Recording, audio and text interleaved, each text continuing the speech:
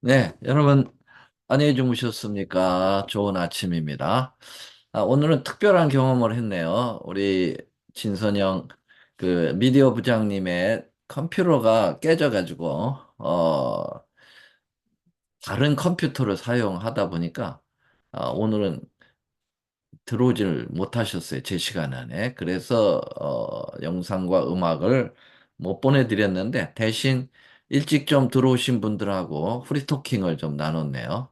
그래서 어, 좀 여단 성서대학의 강의 들으시면서 느낀 바들 서로 나누는 좋은 시간 가졌습니다. 그래서 이제 우리 학장님도 말씀하셨지만 이런 시간을 가끔 좀 가졌으면 좋겠다라고 말씀하시기 때문에 저희들이 이제 회의를 좀 해가지고 텀을 두어서 얼마 만에 한 번씩은 이런 시간을 좀 가지면 참 좋겠다. 그런 생각이 아이디어가 났습니다. 이런 걸 갖다 이제 전화위복이다. 그렇게 예, 화가 복이 된 것 같아요. 고맙습니다.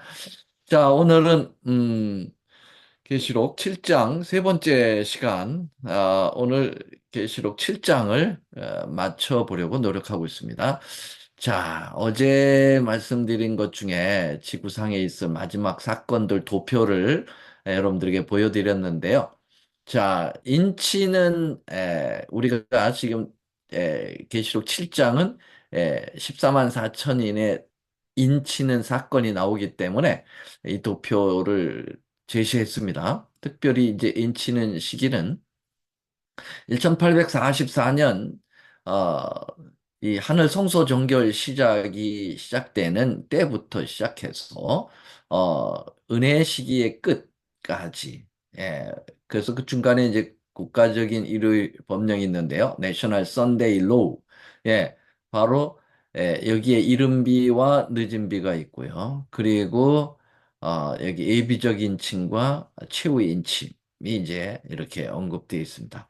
그 다음에 이제 여기 하나님의 인과 짐승의 표를 받을 수, 이 양의 그 부류로 이제 갈라지는 그 사건이 이제 국가적 일요일 법령입니다. 미국의 국회로부터 시작을 해서 전 세계적으로 일어나는 내셔널 선데이 로우 이게 이제 하나의 큰 기준점이 되겠습니다. 그때 하나님의 온전한 인이 최후의 인침이 시작이 되는 거고 하나님의 인을 받지 않는 자들은 짐승의 표를 받게 되는 거죠. 나는 중간이다. 하나님의 인도 안 받고 짐승의 표도 안 받는다. 노, 그런 일이 없습니다.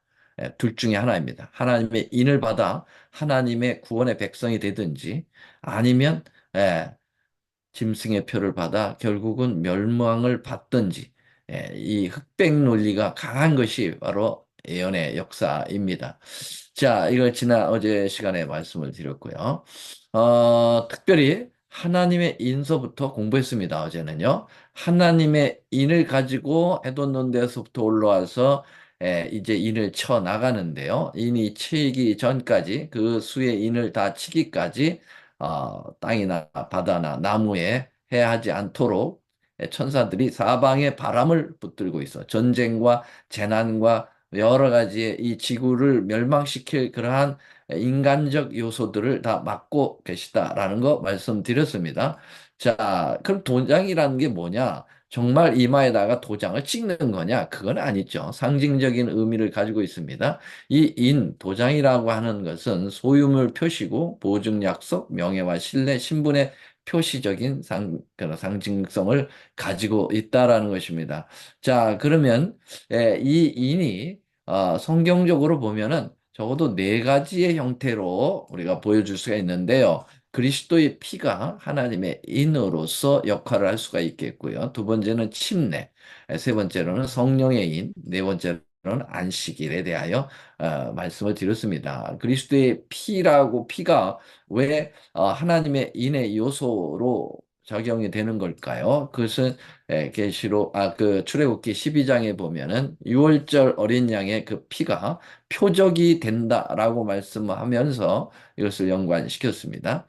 그 다음에 침례 부활 이것도 하나의 분명한 표로서 나타납니다. 베드로전서 3장 21절에 물은 예수 그리스도의 부활하심으로 말미암아 이제 너희를 구원하는 표니 곧 침례다. 그렇게 얘기했습니다. 그래서 침례를 통하여 하나님께서 인치는 역사에 동참하게 된다라고 말씀드렸고요. 세 번째, 성령께서 그 인을 치시는 주역적 그런 삼위 하나님 중에 한 분으로서 역사하신다는 거죠. 그것이 어디에 나옵니까? 고린도후서 1장 21절, 22절입니다. 우리에게 인치시고 보증으로 성령을 우리에게 주셨다. 그렇게 말씀하셨습니다.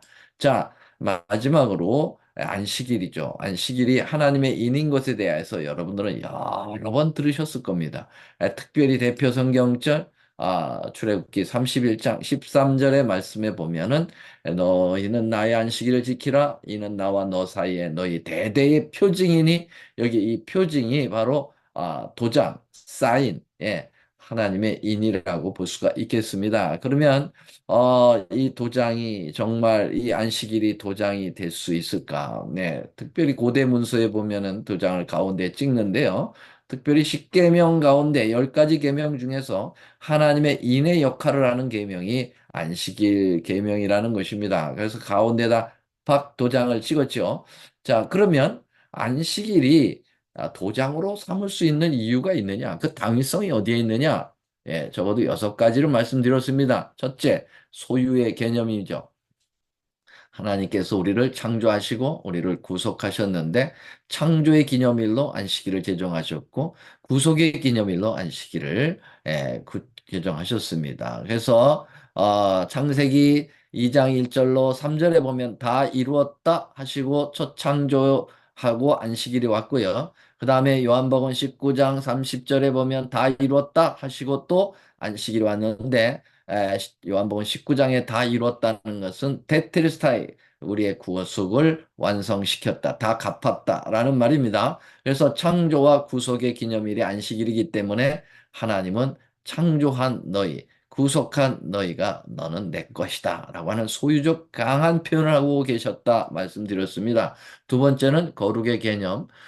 거룩하다라는 것은 서로 쌍방간에 서로 밀접한 관계로 구별시키는 것이라고 말씀드렸습니다. 락화데시라고 하는 언어를 가지고 있는데요.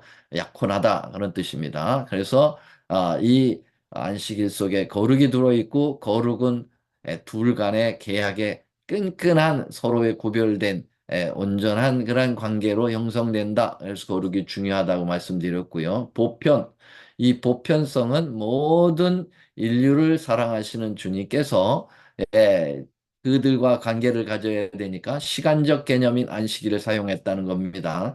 안식일은 누구나 모두에게 마음만 있으면 지킬 수 있는 것입니다. 그래서 이것은 누구도 뺏을 수 없는 하나님과 인과관계의 도장이 될 수 있다라는 것입니다. 심지어는 이제 이방인들도 안식일을 지키면 하나님의 언약 관계로 들어오죠. 그래서 내가 그를 나의 성산으로 인도하는데 나의 언약 안식일을 지키는 자마다 이방인마다 그렇게 말씀하셨습니다.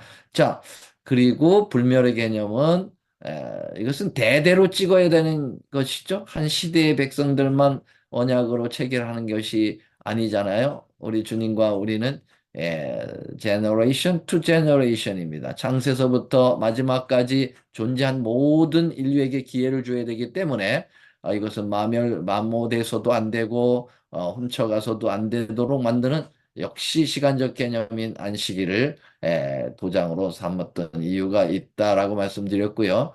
우리 주님과 우리가 맺어지려면 어떻게 됩니까? 자기를 부인해야 된다는 거예요. 그래서 아무 일도 하지 말라. 그것은 바로 자기를 부인하고 자기 희생을 해야 되고 그래야 주님과 만나는 경험을 하게 되기 때문에 이렇게 제7일은 아무 일도 하지 말고 너를 위하여 내 자신을 포기하라는 거죠. 그래서 주님과 맺어지는 관계를 형성시켜주는 기능이 안식일 속에 있기 때문에 도장으로 삼았다라고 말씀드렸고요. 6번째 도장의 개념이 다 들어 있어요. 특별히 통치자의 도장. 여러분, 통치자의 도장, 옥새가 되려면은 3가지가 있어야 됩니다. 영토가 거기에 들어가 있어야 되고요. 직함이 있어야 되고 이름이 있어야 됩니다. 우리 하나님의 옥새는 하늘과 땅과 바다의 영토를 분명히 제시돼야 되고요. 그 다음에 직함은 뭡니까? 만드신 분, 창조주가 나와야 되고요. 이름은 여호와 하나님이 나와야 합니다. 근데 여기 지금 영국의 그런 조지 왕의 옥새인데 여기도 이름이 있고요. 직위가 있고 통치 영역이 나오네요. 안식일 계명을 볼까요? 하나님 여호와라고 하는 호칭이 나오고요. 그 다음에 두 번째로는 모든 것을 만들고 창조주의 직위가 나오고요. 그 다음에 하늘과 땅과 바다의 통치 영역이 나옵니다. 그래서 안식일이 도장의 역할을 했다라고 하는 거 어제 말씀드렸습니다. 너무 중요하기 때문에 오늘 말씀을 여기까지 드렸습니다. 자, 오늘 남은 시간 동안에 이걸 다 할 수 있을까 모르겠습니다만은 최선을 다해 보겠습니다. 자, 계시록 7장 4절서부터 말씀을 보겠습니다. 자, 내가 입맞은 자의 수를 들으니 이스라엘 자손의 각 지파 중에서 입맞은 자들이 14만 4천이라 그렇게 얘기되어 있어요. 자, 그래서 지금 인치는 이 역사가 있는데 수가 딱 정해졌단 말이에요. 14만 4천인. 그래서 이 입맞은 자의 이 수를 어떻게 해석할 거냐? 두 가지 큰 해석 원칙을 가지고 있네요. 하나는 문자적 해석하는 학자들이 있고요. 하나는 상징적으로 해석하는 학자들이 있습니다. 이 문자적으로 해석하는 것은 입맞은 자의 수가 딱 14만 4천인이다. 이건 문자적으로 받아들여야 된다. 라고 하는 주장하는 학자들이 있습니다. 이것은 마치 마태복음 14장 21절에 나오는 5천 명, 오병이어의 기적을 베푸실 때 5천 명을 먹이셨다라고 할 때, 그것을 상징적으로 보지 않지 않느냐? 이것은 실제적인 수로 보지 않느냐. 거기에서 물론 특별히 딱 5천 명이라고 딱 정하지는 않죠. 왜냐하면 성년 남자들만의 숫자를 센 거니까요. 여자와 아이들은 개수가 빠진 것이죠. 이제 그런 이유로 이렇게 문자적 해석을 해야 된다. 이렇게 주장하는 학자들이 있습니다. 예. 그러나 두 번째로는 상징적 해석을 하는 아, 학자들이 있습니다. 예, 계시록 전체가 영적이며 상징적이지 않냐? 많은 부분들이 다 상징으로 이루어지고 있는데, 이것도 역시 이 숫자도 상징적으로 봐야 된다. 두 번째, 고대 실제 이스라엘 지파의 구분은 이미 존재하지 않고 또 실제적이 아니다. 라고 이 상징적 해석에 힘을 가하는 겁니다. 뭐 여러분들이 아시다시피 이스라엘 백성의 구약의 12지파는 이, 솔로몬 왕 때 그 나라가 두 쪽이 납니다. 솔로몬 왕이 죽고 난 다음에 아시다시피, 그 솔로몬의 아들 르호보암이, 유다, 지파와 베냐민 지파를, 유지하면서 남방 유다의 나라로 정통성을 이어가고 있고요. 그리고 솔로몬의 왕의 부하였던 여로보암은 나머지 열 지파를 데리고 이 북쪽으로 올라가서 사마리아 지역에다가 북방 이스라엘을 만듭니다. 그래서 남방 유다와 북방 이스라엘로 갈라지는 게 되는데 북방 이스라엘의 왕이 20명이 나왔는데 모두가 다 악한 존재들이에요. 남방 유다는 가끔 그래도 가뭄에 콩나듯이 선한 왕들이 나와서 그 하나님의 신앙의 명맥을 이어가게 되죠. 뭐 예를 들면 아사 왕이라든지 여호사밧이라든지 또 히스기야라든지 요시야라든지 이런 왕들이 남방 유다를 유지해 주었습니다. 그러나 북방 이스라엘은 처음부터 끝까지 나쁜 놈들이에요. 자, 그래서 결국은 이제 나라가 먼저 망하게 되는데요. BC 722년에 아수르에 의해서 먼저 망합니다. 근데 아수르 나라는 정책을 아, 그 어, 북방 이스라엘 수도인 사마리아 지역에 이방 그 아수르 민족들을 글로 이사를 하고 또 그 사마리아에 있는 유대인들을 잡아다가 다 이방으로 흩어져 가지고 더 피를 섞어 놓았습니다. 그래서 공중분해가 됐어요. 그래서 사실은 BC 722년을 기점으로 해서 유대 열 지파는 다 없어졌습니다. 다 공중분해됐어요. 예, 물론 나중에 그 예수님 당시에 사마리아인들이 자기들도 유대인이라 이렇게 이야기하면서 어, 행색을 해보려고 했지만 철저히 거절을 당하죠. 물론 바벨론 포로 이후에 그들이 성전 짓는 데 동참하고자 원했지만 거절당했습니다. 어떻든 그래서 열지파가 다 공중분해됐는데 무슨 이것이 14만 4천인을 문자적으로 해석해서 지파마다 다 12,000씩 받겠느냐라는 얘기죠. 세 번째, 성경의 12지파의 언급이 각기 다르다는 겁니다. 세 군데 나오거든요. 창세기 49장, 에스겔 48장, 계시록 7장에 나오는데요.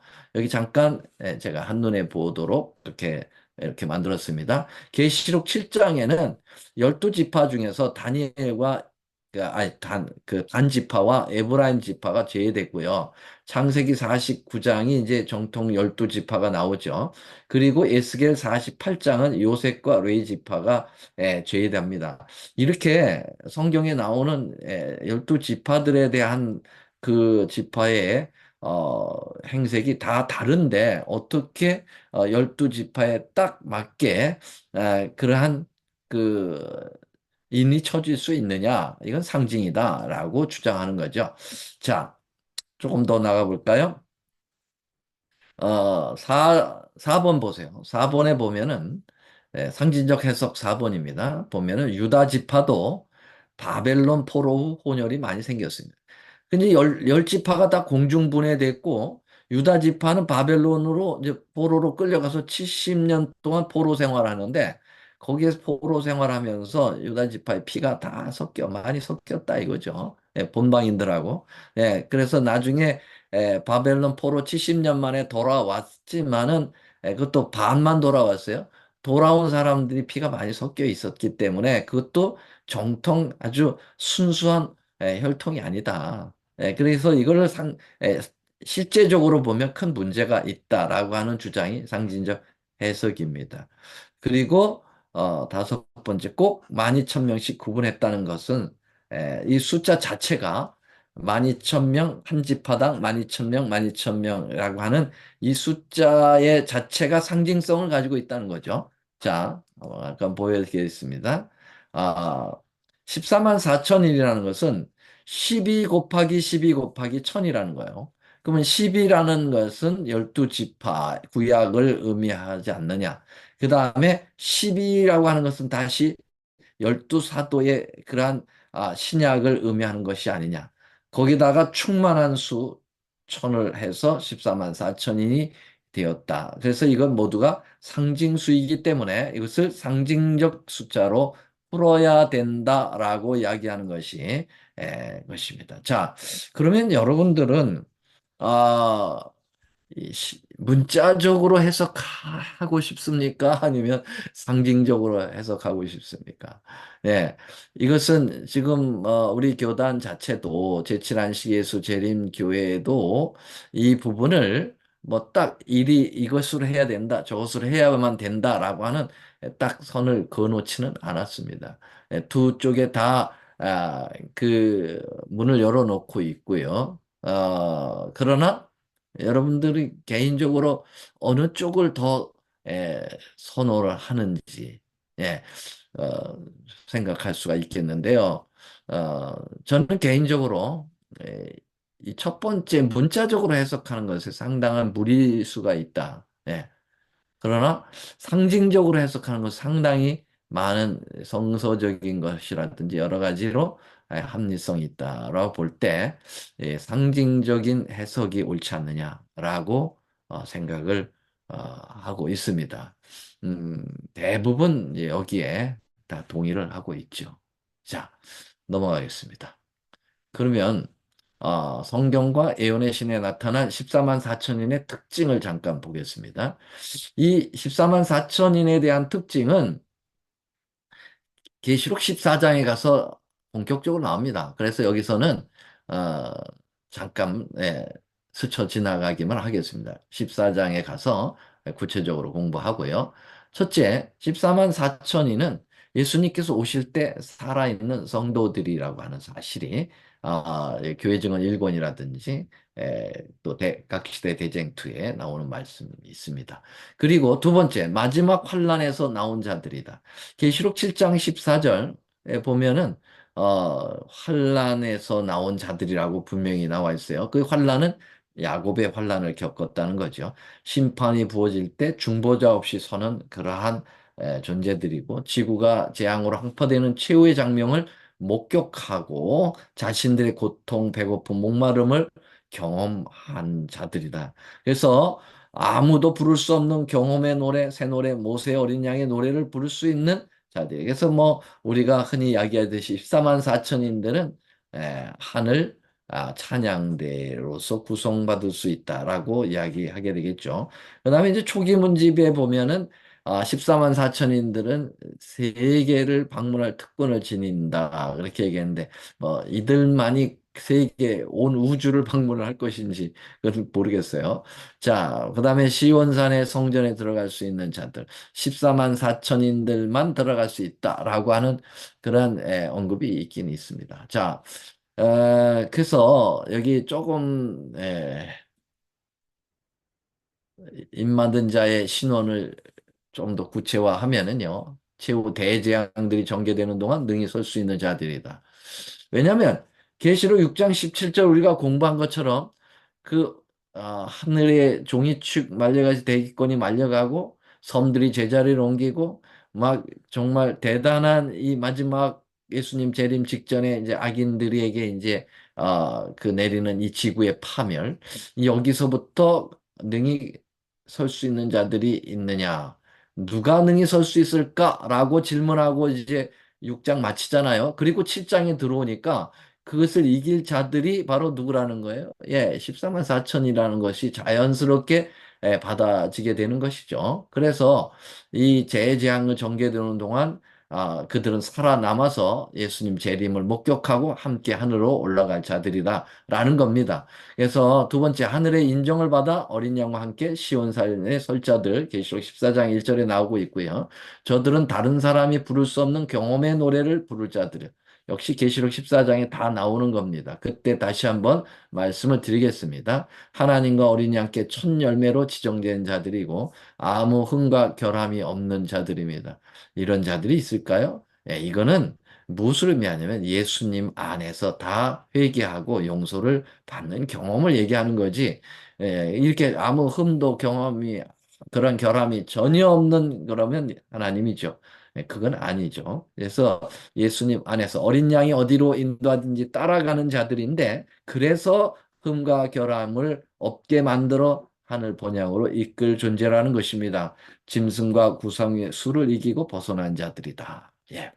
자, 그러면 두 번째 명제가 아주 중요한 게 있습니다. 계시록 7장 9절. 2일 후에 내가 보니 각 나라와 족속과 백성과 방언에서 아무라도 능히 셀 수 없는 큰 무리가 흰 옷을 입고 손에 종려가지를 들고 보좌 앞과 어린 양 앞에 서서 찬양을 하는데요. 자, 계시록 7장 1절서부터 8절까지는 14만 4천이 인맞는 수에 대한 이야기가 나오죠. 그 다음에 바로 9장에서 또 다른 무리가 나오는데 여기 뭐라고 하냐면 아무라도 능히 셀 수 없는 큰 무리가 흰 옷을 입고 손에 종려가지를 들고 하나님을 찬양한단 말이죠. 자, 이것도 이제 여러 가지 견해가 있습니다. 적어도 세 가지 견해를 가지고 있어요. 좀 난해하죠. 자, 첫 번째 견해는 뭐냐? 이 흰옷을 입고 셀 수 없는 무리는 누구냐? 이게 첫 번째 견해는 이렇습니다. 사도 요한은 계속해서 14만 4천인에 대해 언급하고 있는 것이다. 그러므로 셀 수 없는 큰 무리도 14만 4천인에 대한 설명으로 보아야 한다. 그래서 이걸 똑같은 14만 4천의 이야기를 계속하고 있는 거다. 그러면 문제가 뭐냐면 14만 4천인 수가 나와 있는데 그 다음에 셀 수 없다라는 말이 앞뒤가 안 맞지 않느냐? 그러니까 상징수를 봐야 된다라고 하는 거죠. 두 번째, 14만 4천인은 비록 상징적이긴 하지만은 어느 정도 한정된 특별한 무리들이기 때문에 셀 수 없는 큰 무리들과는 구분되어야 한다. 그래서 14만 4천인은 상징적으로 푼다 할지라도 그것을 하나로 봐서는 안 되고 그건 특별한 무리라고 했기 때문에 이 셀 수 없는 큰 무리들과는 구분시켜야 된다. 셀 수 없는 큰 무리들은 이제 뭐 예를 들면은 죽었다가 살아난 의인들, 그래서 하늘에 올리움 받은 구원받은 무리들. 그러나 14만 4천이는 죽음을 맛보지 않고 예수님의 재림을 직접 목격하고 하늘로 가는 존재들이죠. 이제 그런 것에서 이제 차별을 둬야 된다라고 하는 것이 두 번째 견해고요. 세 번째 견해는 사도 요한은 14만 4천인을 포함한 구원받은 모든 사람들을 한꺼번에 본 것이고 그 수가 육안으로 금방 셀 수 없기 때문에 셀 수 없는 큰 물이라고 표현한 것이다. 네. 이 세 번째 견해는 14만 4천인하고 구원받은 사람들이 함께 섞여 있는 것이다. 그래서 나중에는 처음에는 특별 무리를 언급했고 나중에는 이제 전체적인 것으로 표현했기 때문에 수세를 그 수를 할 수 없다라고 보는 겁니다. 여러분들은 어느 견해에 동의를 하시나요? 이것도 뭐 이렇게 선으로 딱 잘라 놓지는 못합니다. 그래서 제가 보기에는 그냥 제 개인적인 것은 3번이 상당히 좀 합리적이지 않겠나. 상당히 좀 설득이 되는 그런 부분이 좀 있네요. 자, 계시록 7장 9절로 보면은 이 능히 셀 수 없는 큰 무리가 흰 옷을 입고 손에 종려가지를 들고 보좌 앞과 어린 양 앞에 서서 그렇게 얘기했습니다. 여러분, 이 종려가지를 들었다라고 하는 걸 보니까요. 뭐가 생각나냐면 이스라엘의 7대 농사절기가 생각납니다. 그 7대 농사절기가 무엇을 의미하느냐면은요. 구속의 하나님의 농사를 여기다 스케줄링 했다는 거죠. 자, 아무래도 이거는 상당히 시간이 조금 걸릴 것 같으네요. 그래서 오늘은 여기까지 공부를 하고요. 내일 이 7대 절기 속에 바로 계시록 7장과 연결되어 있는 놀라운 또한 역사를 공부해야 될 것 같습니다. 오늘 좀 속도를 내고 달려왔지만 아무래도 역부족입니다. 그래서 내일 다시 공부를 좀 해야 되겠습니다. 자, 오늘 여기까지 공부하고요. 다 같이 머리 숙여 기도하겠습니다. 하늘에 계시는 사랑의 우리 아버지 하나님, 오늘도 계시의 비밀을 열어서 우리에게 제시해 주신 하나님의 은혜에 감사합니다. 아버지 하나님, 당대 우리에게 꼭 필요한 우리가 경험하는 그 역사를 계시록 7장에 말씀해 주셨고, 우리가 이것을 세밀하게 공부함으로써 우리가 바로 이 대상이 될 수 있도록 기도합니다.